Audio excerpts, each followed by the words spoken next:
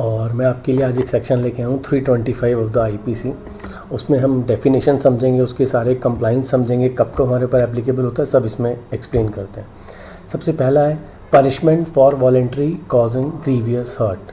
This is the 325।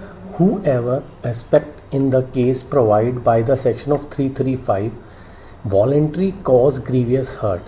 जो 335 section है उसके अंदर वॉलेंट्री कॉज ग्रीवियस हर्ट को एक्सप्लेन किया गया है। Shall be punished with imprisonment of either description for a term which may extend to 7 year and shall also be liable to fine. आपको 7 year की पनिशमेंट प्लस फाइन हो सकता है और 7 ईयर की पनिशमेंट भी सिर्फ हो सकती है। तो इसमें जो पनिशमेंट है वो 7 साल के लिए है। Meaning of grievous hurt. अब ग्रीवियस हर्ट आपको कैसे पता चलेगा कि आपके ऊपर 325 सेक्शन लगेगा तो उसमें क्या क्या ग्रीवियस हर्ट क्या क्या पॉइंट से मिलके बनेगा। The term grievous hurt has been defined under section 320 of the Indian penal code in the following manner.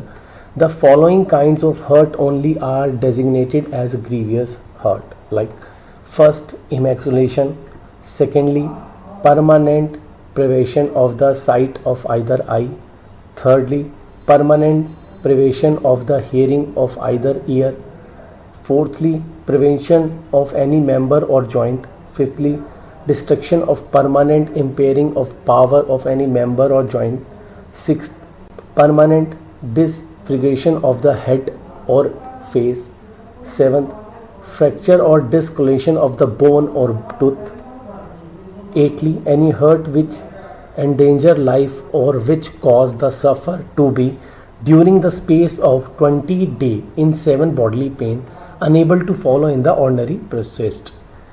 आप इसका मतलब समझ रहे हैं क्या क्या है? वो कहना चाह रहा है कि आपको अगर आईसाइट परमानेंटली दिखनी बंद हो जाएगी, आपको कान से सुनना बंद हो जाएगा, या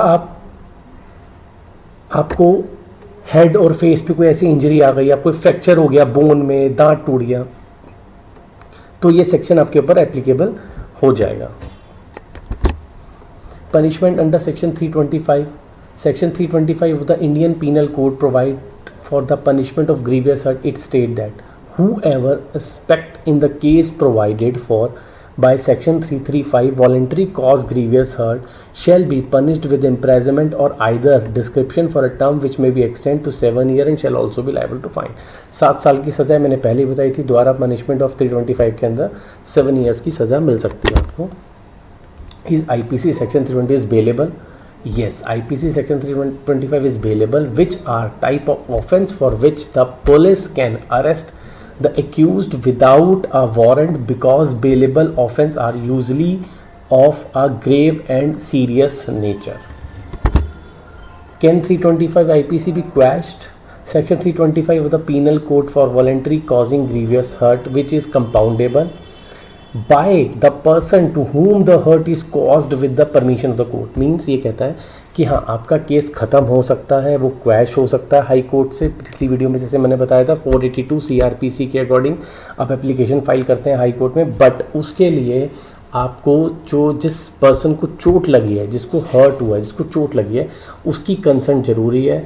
उसके बाद कोर्ट की परमिशन फिर चाहिए। जैसे जिसकी चोट लगी है वो बोलेगा कि हाँ ठीक है मैं कंसर्न देता हूँ, मैं ये केस ख़त्म करना चाहता हूँ, पीसफुली रहना चाहते हैं उसके लिए, बट जिसको चोट लगी है उसकी कंसर्न बहुत जरूरी है। ये मैंने एक सुप्रीम कोर्ट की जजमेंट भी डाल दी है, criminal appeal number 242 of 2014 arising out special leave petition criminal 8387 of 2013, और इसका टाइटल है Dasan versus state of Kerala and other. Supreme court of India का है, डेटेड 27/1/2014 की ये जजमेंट है।